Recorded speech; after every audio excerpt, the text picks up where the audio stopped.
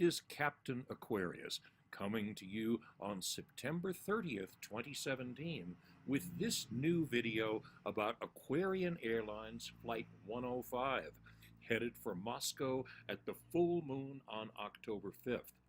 We'll also look at the birth chart and astral maps of the world leader whose birthday is 11 days after the full moon, and who now increasingly emerges as perhaps the most important geopolitical strategist of our time. September 30th is important because this is the annual date when American politicians have to find a way to agree on how much money they are going to borrow from the Federal Reserve so the American government can keep operating for another year.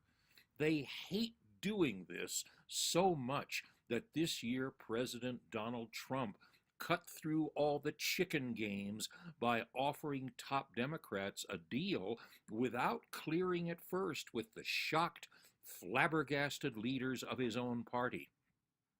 The legislators agreed to raise the U.S. national debt ceiling to $19 trillion. Welcome to the chaos hour in the American reality TV of 2017. The debt ceiling is fiction. It is an imaginary number that is designed to reassure the people of the country that someone is actually minding the store and is making an effort to ensure that the national debt is, believe it or not, under control. The reality, as you know, is that the debt will never be repaid because the whole point of the debt-based financial system created by the Khazarian bankers is to ensure that the debt will grow until the banking cartel owns everything from Park Place to Pluto. The debt ceiling and the idea that the debt can be repaid are as substantial and real as the Tooth Fairy, Santa Claus, and the pearly gates through which devout religious believers imagine they are going to enter the kingdom of heaven and play harps of gold forever and ever. How much is $19 trillion? Think of it this way. Total up the number of days that have passed from the year 1 until now. If you multiply 2017 years by 365 days, you get some 731,000 days. If you divide $19 trillion by 731,000, then what you get is $26 million for every day since Jesus was born. You've no doubt heard the famous statement that there are two ways to enslave a nation, by the sword and through debt. The man who said this was not John Adams, the second president of the United States, but John G. Adams. He is all but forgotten now, but in 1953, he was the famous military counsel who defended his fellow officers from charges by Senator Joseph McCarthy that the senior officer corps of the United States Army was infested by communists. John G. Adams gave his warning about debt in the year the CIA overthrew the democratically elected government of Iran and installed the Shah. 8 years before Dwight D. Eisenhower warned his country about the danger of the military-industrial complex, and 10 years before John F. Kennedy was assassinated for issuing an executive order that the Federal Reserve be abolished and the National Bank of the United States be reestablished as a public governmental agency. Make no mistake about it, we are nearing the time when the entire structure of financial chicanery is about to disintegrate. One sure sign of it was the recent statement by Jamie Dimon, CEO of J.P. Morgan Chase, the largest of the big four American banks, that Bitcoin and other virtual currencies are, quote, a fraud. The extreme irony of this, that an arch fraudster and criminal should accuse anyone else of fraud, has been noticed here and there. What will soon be more noticed is what Mr. Dimon's desperate attack really says, that the banksters and the rest of the corporatist archons are losing it and must now try everything to shore up for a little longer the illusion that they are still in control. How is all of this, the fall of the banking cartel and the empowerment of broad-based creative community, reflected in the full moon chart that we see here? It is cast for Moscow, Russia on October 5th at 9:40 p.m. The major leverage of change begins in the top center of the chart, where the moon in the sign of Aries, the hunter, the initiator, and impetuous attacker, is opposite to the Libra sun conjunct Mercury at the bottom of the chart. At the left, the ascendant at 10 degrees of the sign of Cancer is in a 90-degree square to the two great lights.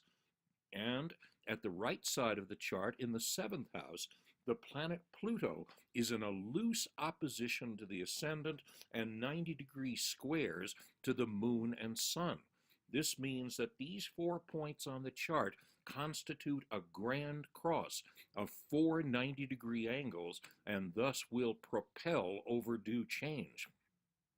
Notice also that to the left of the Aries moon in the 11th house is the planet Uranus, the bringer of change, who looks like the letter H, the revolutionary, the magician and trickster, creator of surprising and magical effects. He is in opposition to Jupiter, the money, the bank, and the established institutions of wealth and power in Libra. The opposition between these two, which we noted in our September 30th Black Moon video, and which was exact on September 28th, is still potent, although it is gradually dissolving as Jupiter moves forward in his orbit. This fading opposition reflects the recent financial conflict, shadow boxing, and foolishness by politicians and financial powers.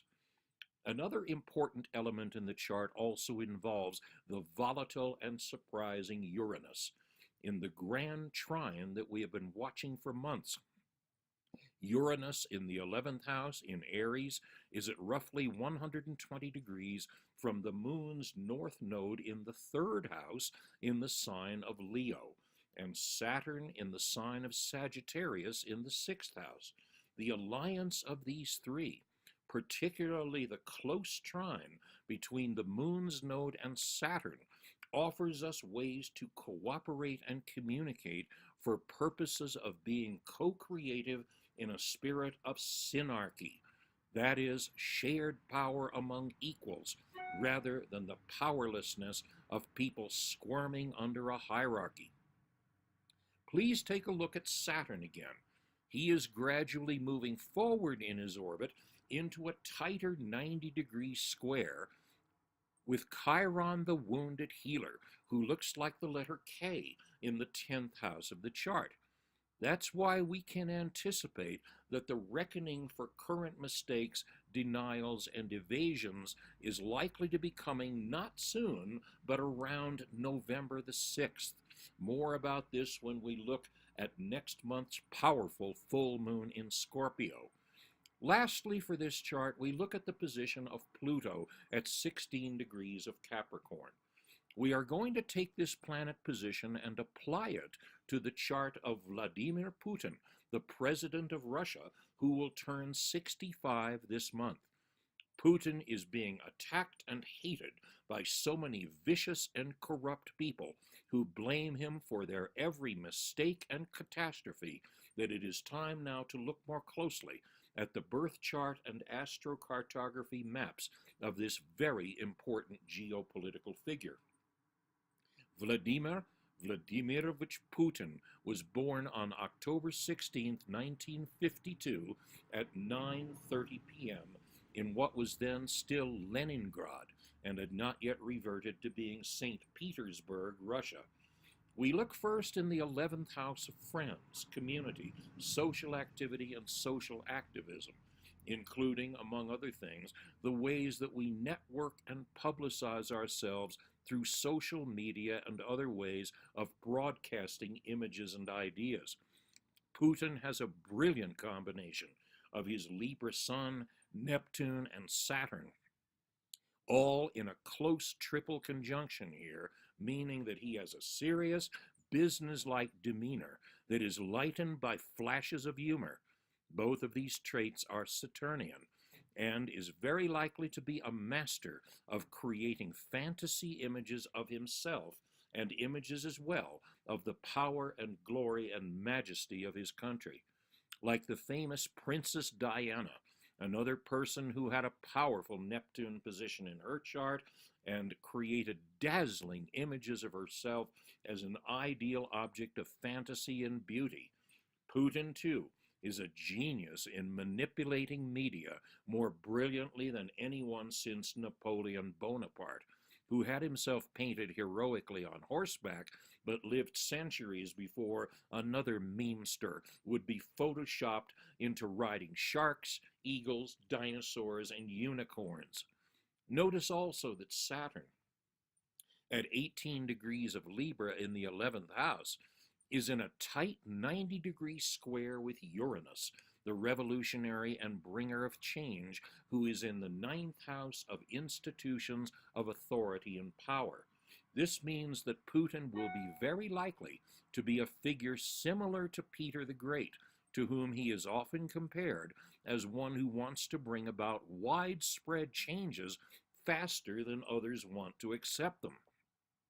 But unlike Peter, who attempted to create change at a pace that stupefied his backward country, Putin is attempting to do the same thing on a global scale and is meeting fierce, predictable resistance. In the first house of the chart, Venus in Scorpio is in a very tight 120-degree trine with the moon in the 10th house of his profession and of the way in which we are known in the world. It will not surprise us then to see Putin presenting himself in images that are sexy and exciting. He can't miss, really. His ascendant is in Scorpio, the discreet, if not furtive sign of espionage and codes, so that like Louis XIV, another artist of opacity, Putin excels at concealing himself while getting others to expose themselves, and plays the sexual magnetism card to maximum effect. Note also the position of the North Moon's node, the horseshoe-shaped symbol at 19 degrees of the revolutionary sign of Aquarius in the 3rd house of communications. This moon's node, the gathering and strengthening force in group relationships, is in a 120-degree trine with Putin's triple solar conjunction in Libra. So he uses the state-of-the-art medium of Russia TV to present himself as an agent of beneficial change, fighting to free his country and his allies from financial strangulation by the Khazarian banking cartel. Where do these pinstriped felons appear in his chart? In the predictable place, where Jupiter in the money sign of Taurus, in his 7th house, opposes his Venus, which places the banksters in the uncomfortable position of trying in vain to seduce a man who can out-seduce anybody. Now for the nuance of timing that makes 2017 through 2020 the climactic make or break years for Putin and those who are for or against him. Do you remember the current position of Pluto at 16 degrees of the sign of Capricorn that we looked at a little while ago in the full moon chart?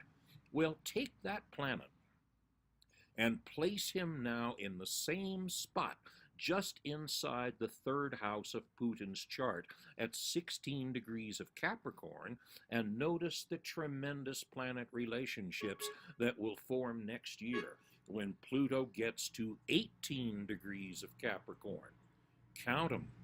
Pluto will come into an exact 180-degree opposition with Uranus, the bringer of change, in the 9th house, an exact and very empowering 120-degree trine with Jupiter in his 7th house, and a 90-degree square with Saturn in Libra in his 11th house, all three of these planets at 18 degrees of their respective signs. All three at the same time through all of 2018, because Pluto moves very slowly in his 248-year orbit, and his transits last long and work deep. As Pluto keeps moving ahead slowly in 2019 and 2020, you can see how many aspects of death and regeneration, most of them very favorable to him, Pluto will form with planets in the 21 and 22 degree positions of their respective signs. Does all of this mean we can expect to see Putin facing formidable challenges and overcoming them with increasing success in the years to come? You can bet your dacha on it. Right now, in October of 2017, we are in the 75th anniversary of the famous Battle of Stalingrad in what the Russians call the Great Patriotic War.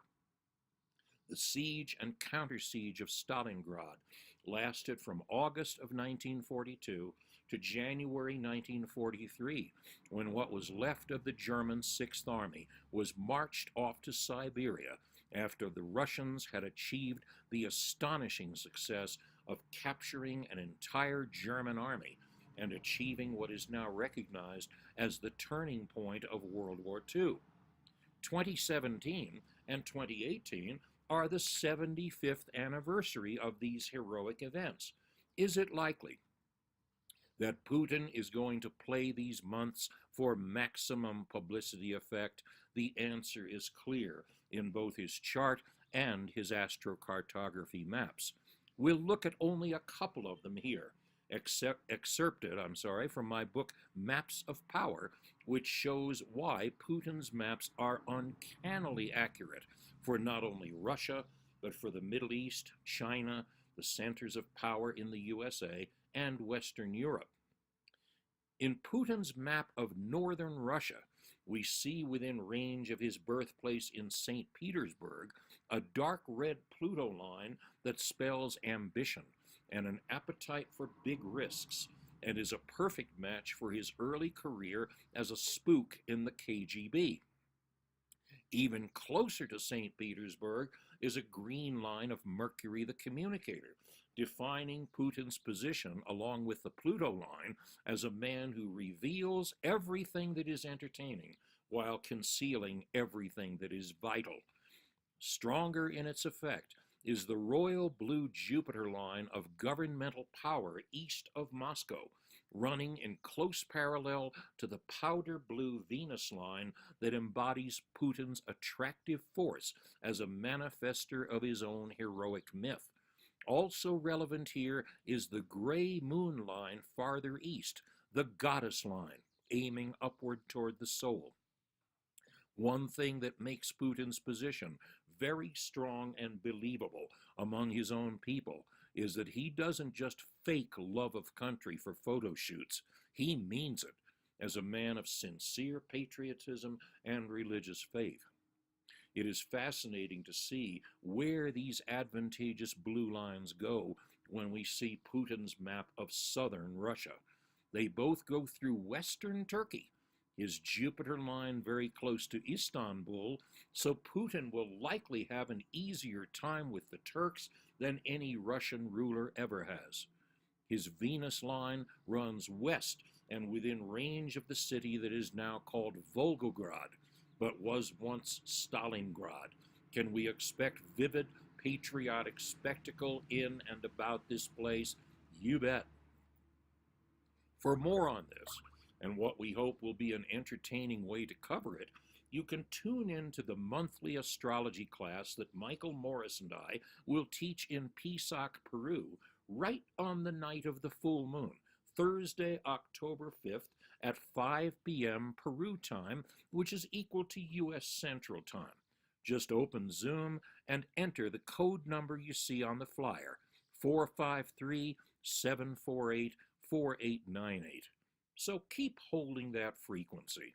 Cheers. Na zdоровье.